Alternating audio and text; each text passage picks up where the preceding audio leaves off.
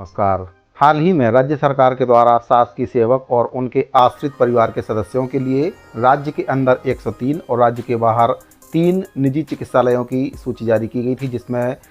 जो शासकीय सेवक हैं उनके परिवार के सदस्य, उनके आश्रित जो सदस्य हैं और शासकीय सेवक उसमें अपना इलाज करा सकते हैं। लेकिन बहुत से ऐसे अस्पताल हैं जिनको पूर्व में मान्यता दी गई थी और अभी उनकी जो मान्यता है समाप्त कर दी गई है। ऐसे में जो सरकारी सेवक हैं जिनका पहले से वहाँ पर इलाज चल रहा था, कहीं ना कहीं बेमुसीबत में फंस गए हैं। तो अब छत्तीसगढ़ कर्मचारी अधिकारी फेडरेशन के द्वारा एक पत्र लिखा गया है स्वास्थ्य मंत्री श्याम बिहारी जायसवाल जी के लिए, और उनसे निवेदन किया गया है कि जो मान्यता प्राप्त अस्पताल पहले सूची में थे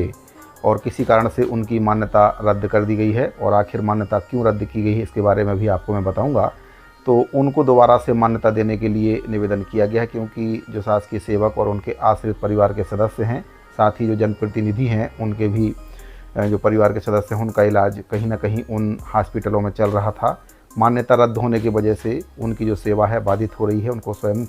के खर्च से इलाज कराना पड़ रहा है, और जो कि उनके लिए संभव नहीं हो पा रहा है। तो छत्तीसगढ़ कर्मचारी अधिकारी फेडरेशन के प्रांतीय संयोजक कमल वर्मा जी के द्वारा स्वास्थ्य मंत्री जी के लिए एक पत्र लिखा गया है। क्या कुछ उस पत्र में कहा गया है, आपको विस्तार से जानकारी दे देता हूं। तो ये पत्र जारी किया गया है छत्तीसगढ़ कर्मचारी अधिकारी फेडरेशन के द्वारा 20/5/2024 को, और इस पत्र में स्पष्ट कहा गया है कि जो दिनांक 7/3/2024 के द्वारा प्रदेश के 103 निजी चिकित्सालयों और राज्य के बाहर नागपुर में स्थित 3 निजी चिकित्सालयों को शासकीय सेवकों और उनके परिवार के आश्रित सदस्यों के उपचार के लिए मान्यता प्रदान की गई है।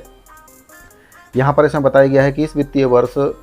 में शासन के 7 जुलाई 2024 के पुनरीक्षित आदेश के कारण प्रदेश के हजारों शासकीय सेवक और उनके परिवार के सदस्य तथा विधानसभा के वर्तमान में पूर्व सदस्य राष्ट्रीय स्तर के उत्कृष्ट अस्पतालों में इलाज की सुविधा प्राप्त करने से एकाएक वंचित हो गए हैं। यहाँ यह भी उल्लेखनीय होगा कि इन अस्पतालों में शासकीय सेवकों, उनके परिवार के सदस्यों, विधानसभा के वर्तमान व पूर्व सदस्यों का निरंतर दीर्घकालीन इलाज पूर्व से चल रहा था, जो कि अब एकाएक बाधित हो गया है, और अपने स्वयं के व्यय पर इन अस्पतालों में इलाज करवा पाना और राष्ट्रीय स्तर पर विशेषज्ञों की सेवाओं से वंचित उनको होना पड़ रहा है, और इनका जो इलाज का खर्च है सबके लिए वहन करना संभव नहीं है, जिससे इनको काफ़ी कठिनाइयों का सामना भी करना पड़ रहा है। विशेषता अवगत होना चाहेंगे कि इस वर्ष जारी किए गए पुनरीक्षित पत्र में सर गंगाराम हॉस्पिटल नई Delhi, Medanta hospital, Jaslok hospital, CMSC Vellore, Shankar Netralaya Chennai और भी कई अस्पतालों का नाम इसमें बताया गया है, जिनको इस सूची से बाहर कर दिया गया है, इनकी मान्यता समाप्त कर दी गई है। और इसमें इलाज करा रहे भविष्य में जो कर्मचारी और उनके परिवार के सदस्य जो इसमें इलाज करा रहे हैं, भविष्य में इलाज करवाने वाले समस्त शासकीय सेवक और जनप्रतिनिधि अब इस सुविधा से वंचित हो गए, क्योंकि इनकी मान्यता समाप्त कर दी गई है, जिससे इनको इलाज कराने में यहाँ पर काफ़ी कठिनाइयों का सामना करना पड़ रहा है। पहले से इलाज करा रहे थे, अब स्वयं के व्यय पर इनको इलाज कराना पड़ रहा है, जिससे इनको काफ़ी कठिनाइयाँ हो रही हैं। तो इसमें बताया गया है कि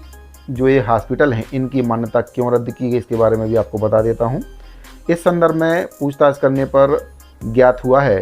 कि इतने माने हुए चिकित्सा संस्थानों को छत्तीसगढ़ राज्य की मान्यता की सूची से मात्र इसलिए बाहर किया गया है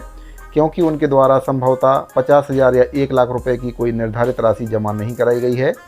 हम आपका ध्यान आकर्षित करवाना चाहते हैं कि अस्पतालों में इलाज के लिए दी जाने वाली मान्यता वास्तव में शासकीय सेवकों की सुविधा के लिए है, ना कि अस्पतालों के लिए कोई शुल्क जमा करवाने के लिए है।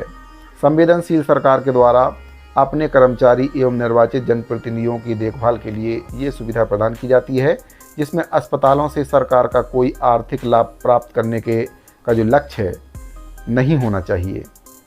इसीलिए विशेष रूप से इस पत्र के माध्यम से ध्यान आकर्षित करना चाहेंगे कि जिन चिकित्सा संस्थानों को मान्यता से बाहर किया गया है वे इतने उच्च स्तरीय हैं कि छत्तीसगढ़ राज्य में अल्प राशि का शुल्क जमा कराने हेतु उत्साहित होकर नहीं आएंगे, और इन कागजी प्रक्रियाओं के कारण शासकीय सेवक, निर्वाचित जनप्रतिनिधि लगातार उच्च स्तरीय चिकित्सा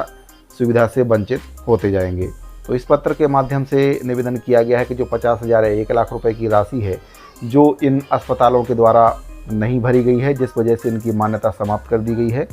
और वहाँ पर इलाज कराने वाले जो जनप्रतिनिधि हैं, शासकीय सेवक हैं, उनके परिवार के सदस्य हैं, कहीं ना कहीं वे चिकित्सा सुविधा से वंचित हो रहे हैं उनकी मान्यता समाप्त हो जाने की वजह से। तो स्वास्थ्य मंत्री श्री श्याम बिहारी जायसवाल जी से पत्र के माध्यम से छत्तीसगढ़ कर्मचारी अधिकारी फेडरेशन के द्वारा निवेदन किया गया है कि उनकी मान्यता को बहाल किया जाए, ताकि वहाँ पर जो कर्मचारी अधिकारी और उनके परिवार के जो सदस्य हैं, साथ ही जो अन्य लोग हैं वहाँ पर इलाज करा रहे हैं, उनको किसी प्रकार की समस्या का सामना ना करना पड़े। तो इस पत्र के माध्यम से निवेदन किया गया है। तो साथियों, अगर आपको ये जानकारी अच्छी लगी हो तो वीडियो को लाइक करो, चैनल को सब्सक्राइब जरूर कर लें। मिलते हैं अगली वीडियो में। धन्यवाद।